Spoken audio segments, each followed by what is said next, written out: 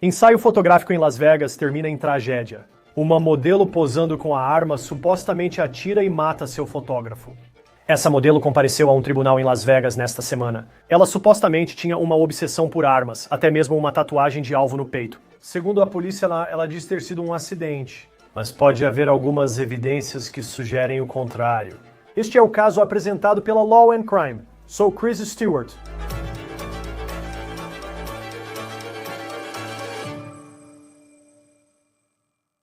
Essa história, de certa forma, pode lembrar o que aconteceu no set do filme Rust, em Santa Fé, Novo México, onde uma pessoa atrás das câmeras perdeu a vida, baleada por alguém que achava que a arma estava descarregada, ou pelo menos foi o que disseram. Porque neste caso, esse é o argumento que o réu está apresentando. Aqui está a Alessandra Blea, 20 anos que esteve esta semana em um tribunal do condado de Clark, Nevada. Nossas câmeras mostraram que ela parecia ter lágrimas nos olhos ao sentar-se no tribunal antes da primeira audiência. Ela agora está sendo acusada de homicídio qualificado com uso de arma letal. Veja o que a polícia diz que aconteceu quando voltamos ao dia 23 de agosto. Isso é de acordo com a Fox 5 em Las Vegas. Eles analisaram os documentos do tribunal no condado de Clark e dizem que, quando a polícia chegou por volta das 5 da manhã a uma casa em Las Vegas, encontraram Mark Gogan morto no chão. Ele havia sido baleado no pescoço. Agora, este é um vídeo do TikTok privado, agora privado, de Alessandra Blea, porque ela estava na casa com Gogan, que na verdade era seu namorado há cerca de 6 meses, de acordo com registros policiais. Gogan era modelo e naquela manhã também fotógrafo. A polícia afirma que na casa também estavam outra mulher e seu namorado, por volta de 4h30 da manhã. Eles estavam bebendo, e as duas garotas que estavam lá decidiram que era hora de uma sessão de fotos. E entre 4h30 daquela manhã e 5 horas, quando a polícia chegou, tiros foram disparados. Gogan foi atingido. Ele perdeu a vida. Segundo a polícia, o homem que ligou para o 911 era namorado da outra garota envolvida na sessão de fotos com Alessandra Blea. O homem que ligou afirmou que ao sair viu Gogan caído e que Blea teria atirado nele. Mas ela disse que foi um acidente. A polícia diz que encontrou 2 fotos Polaroid desse ensaio fotográfico e essas fotos supostamente mostram Blea segurando uma arma e a outra garota segurando uma faca. Agora, aqui é onde parte dessa história pode ser comparada ao caso do set de filmagem de Rust, porque Blea afirmou que não achava que a arma estava carregada. Ela não acreditava que havia uma bala na câmara. Ela disse que a arma estava sendo usada como um adereço para essa sessão de fotos improvisada. Ela também teria admitido não ter feito curso de segurança com armas. Ela disse que não sabe manusear armas nem o que aconteceu. Porém, segundo documentos analisados pela Fox 5 em Vegas, a arma aparentemente era do homem que ligou para o 911, sugerindo que há mais nessa história. Ele disse à polícia que, antes de dormir naquela noite, tirou o carregador. Ele esvaziou a câmara e travou o ferrolho, garantindo que a arma estava vazia e desarmada. Segundo relatos, a namorada dele disse à polícia que antes da sessão de fotos, notou que a arma que Blea segurava estava com o carregador, supostamente recolocado. Além disso, Blea pode não ter deixado claro à polícia seu grau de familiaridade ou envolvimento com a cultura das armas. Este TikTok mostra ela inserindo armas no vídeo usando Photoshop. Agora, a polícia descobriu, ao vasculhar as redes sociais dela, que ela frequentemente falava sobre armas online. E ela disse, abre aspas, eu queria poder atirar em pessoas com armas de verdade e sair impune disso. Segundo a polícia, ela também mencionou querer atirar em prostitutas e pessoas em situação de rua. E também houve uma conversa que ela teve com Gogan, a vítima desta história, onde ele disse a ela que eles poderiam ir atirar em um boneco. Ela supostamente respondeu, temos que atirar em alguém de verdade. Vai ser nos túneis. Se for um por noite, a polícia seguirá sem pistas. Audiência de Blaze na terça. Foi uma breve aparição, sua primeira diante de um juiz, agora acusada de homicídio com arma de fogo. Blea afirmou ter entendido as acusações e que era representada por um defensor público. Ela deve retornar ao tribunal para a audiência preliminar em 2 de outubro. Agora, quem se junta a nós é o ex-promotor federal e presidente da West Coast Trial Lawyers, Neama Rahmani. Obrigado, como sempre, por dedicar seu tempo para estar conosco no Law and Crime. Então, a acusação contra a ré neste caso é homicídio aberto com uso de arma letal. O que isso quer dizer em relação a estados que falam em homicídio em primeiro ou segundo grau e homicídio aberto? Homicídio aberto é algo exclusivo de Nevada e permite que a promotoria acuse homicídio e deixe o júri ou o juiz decidir que tipo de homicídio foi cometido. Homicídio pode ser de primeiro grau, ou seja, premeditado. Pode ser homicídio em segundo grau, que é homicídio com malícia. Existem vários tipos de homicídio culposo, voluntário ou involuntário, o que faz grande diferença. Na lei de Nevada, homicídio premeditado resulta em prisão perpétua. No segundo grau, a pena mínima cai para 10 anos, e aí você começa a chegar ao homicídio culposo involuntário. Você está olhando para 4 anos, então é uma diferença enorme. E realmente, isso permite que a promotoria apresente seu caso e deixe as coisas acontecerem como tiverem que acontecer. É interessante porque, ao analisar esse caso, e depois falarei das provas, percebe-se de imediato o que o suspeito, agora réu, está dizendo. Sabe, isso seria mais um homicídio culposo? Foi um acidente ou foi algo além disso?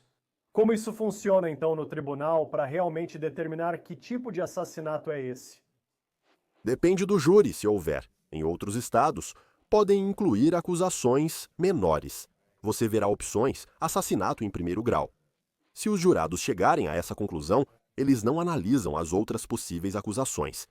Depois, analisa a possibilidade de homicídio em segundo grau e desce na escala. Nós realmente vimos muito isso no caso de Cameron Reed, obviamente, que cobrimos aqui no Law and Crime, e havia muitas acusações menores incluídas, e os jurados ficaram confusos. Ao apresentar uma acusação aberta, os jurados decidem se foi premeditado ou apenas um acidente. Ou isso foi algo feito com negligência grave, ou com um coração depravado ou uma mente maligna. Sabe, o que às vezes chamamos de homicídio doloso. Isso permite aos jurados decidirem o que foi isso, podendo resultar em condenação por homicídio. Se é homicídio culposo ou premeditado, cabe ao julgador decidir. E vamos ver qual vai ser a defesa de Alessandra Blair. Já sabemos parte do que ela contou à polícia até agora. Eles também investigaram suas redes sociais. E quando você olha para esse caso e o que sabemos até agora, como você faria a acusação? Como você veria isso se fosse um jurado? Se eu fosse jurado, mesmo sendo promotor, acho que precisaria de mais provas para premeditação. Premeditação requer planejamento e conspiração. Obviamente, veja, sempre que alguém está em um relacionamento romântico e um deles acaba morto, sempre existe a possibilidade de ter sido uma execução premeditada. Mas se eles estão só sendo imprudentes, brincando de roleta russa, ainda é homicídio em segundo grau. Mas se for puramente um acidente, você não sabia que a arma estava carregada e ela disparou acidentalmente, isso é homicídio culposo clássico. Você ainda é criminalmente responsável porque foi negligente. Se não houver negligência grave ou imprudência, só negligência simples é homicídio culposo. Então eu realmente precisaria saber mais.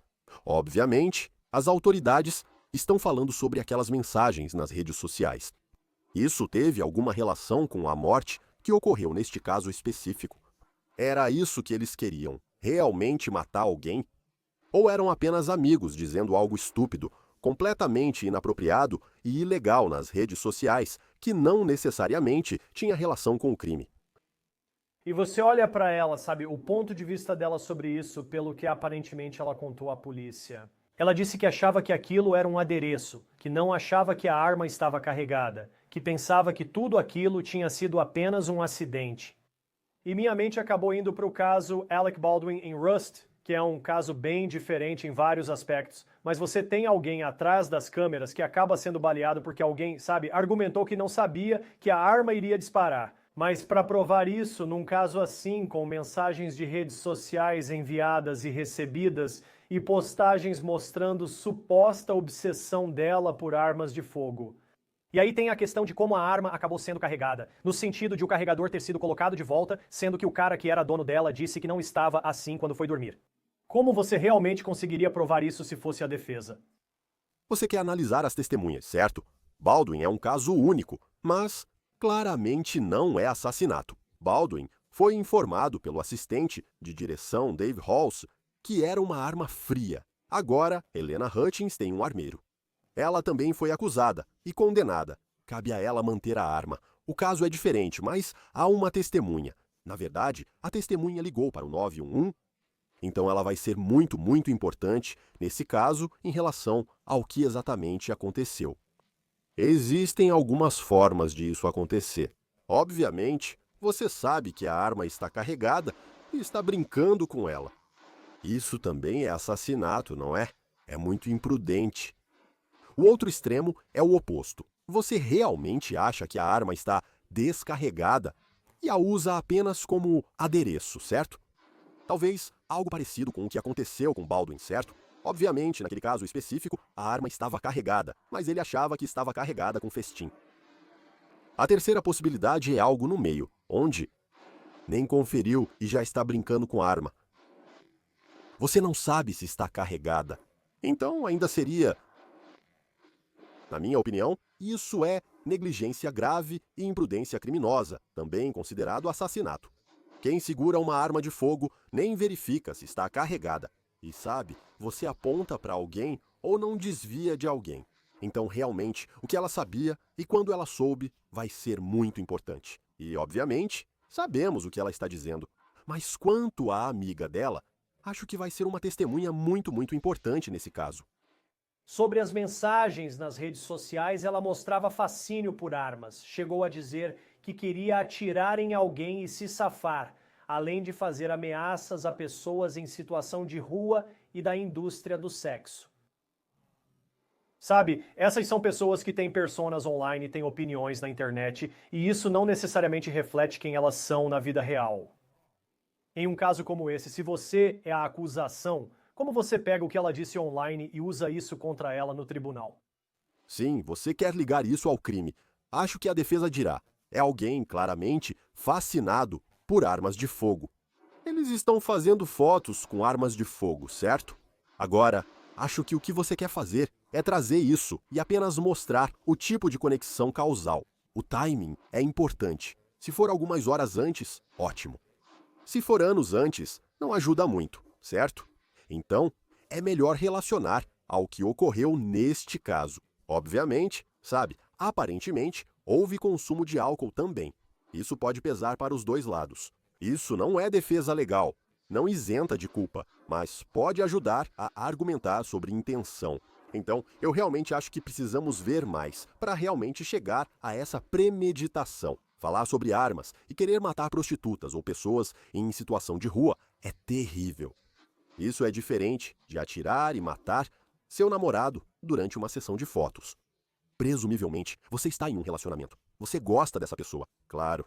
As coisas podem fugir do controle se houver infidelidade, abuso ou algo que leve alguém a querer matar o parceiro. Se eu fosse o advogado de defesa, embora não atue nessa área, argumentaria que, apesar de terrível, matar um estranho é diferente de matar alguém com quem se tem um envolvimento romântico. O que você esperaria? Sei que, como promotor, dá para prever mentalmente o que a defesa fará no julgamento. Parece que neste ponto não há realmente debate sobre se a arma estava ou não na mão dela e então a arma disparou. Mas do ponto de vista da defesa, qual é o resultado que você realmente está buscando neste caso? A ideia de que ela sairia sem tempo de prisão parece forçada neste momento. Eu não acho que isso vai acontecer. Se você está defendendo um caso de assassinato, geralmente só existem alguns tipos de defesa. Uma é, não fui eu. A outra é, foi legítima defesa. E a terceira, não tive intenção, foi um acidente. Então, acho que é isso que vamos lidar aqui.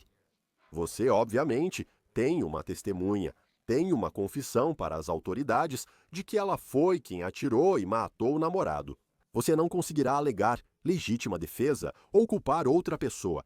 É preciso focar nessa intenção. Alegue que foi um acidente e homicídio culposo para tentar reduzir a pena. Este caso é só sobre mitigação. Você não sairá impune.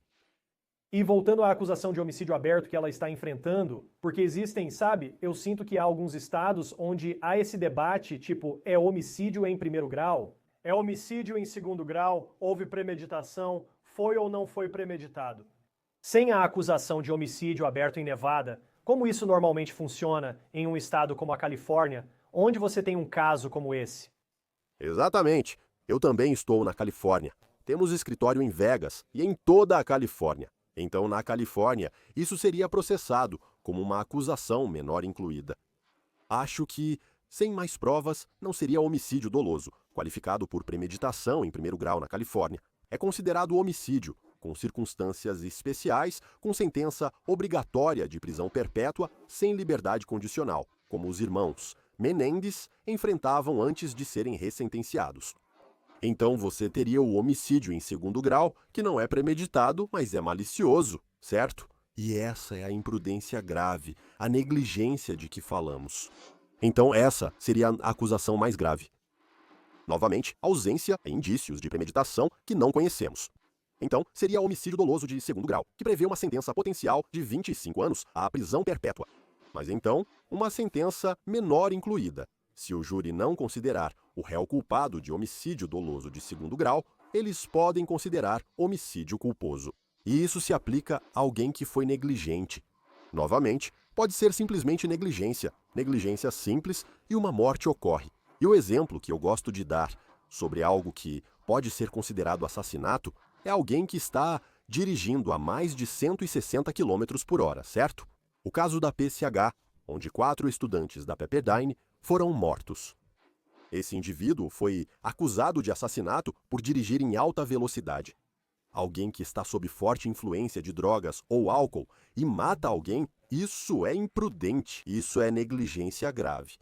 Se você, por acaso, estiver, mandando mensagem enquanto dirige, o que ainda é imprudente, e acidentalmente matar alguém, isso provavelmente vai ser homicídio culposo. É algo que vai ser considerado menor em termos da negligência com a qual estamos lidando. Segundo as leis da Califórnia e Nevada, há uma grande diferença entre assassinato e homicídio culposo. Analisando as evidências conhecidas, ainda há muito desconhecido, mas parece que já não se trata de um simples acidente. Eu não sei se isso aconteceria, e então, de repente, você abre as contas da Meta e a polícia diz: bem, parece que você sabia muito mais sobre armas do que estava nos contando. Você esperava que a defesa tentasse suprimir ou descartar isso antes do julgamento? Quero dizer, como eles fariam isso? Se você tem essas mensagens de texto onde alguém poderia argumentar que não tem nada a ver com esse incidente isolado, ou pelo menos a defesa gostaria que você soubesse disso, como você faria esse argumento se fosse a defesa para garantir que isso não fosse incluído no julgamento? Você quer apresentar suas moções e eliminar. Isso é importante, certo? O governo vai alegar que isso é o que chamamos de evidência 404B, certo? Isso mostra o motivo de alguém, ausência de erro, oportunidade, certo? É relevante para o que aconteceu aqui. A defesa vai alegar que isso deve ser excluído pela regra 403, pois não é relevante para o crime. O assunto é diferente. Outras vítimas, isso agora pode servir como confissão contra o réu. Ela afirma que foi um acidente, que é a primeira vez com armas, ou que não tem experiência com armas de fogo. Se ela tem essas mensagens nas redes sociais, isso pode ser usado para desacreditar até o próprio testemunho dela. Há formas de a promotoria usar isso para mostrar que não foi erro e que a ré não é confiável, usando suas próprias palavras contra ela.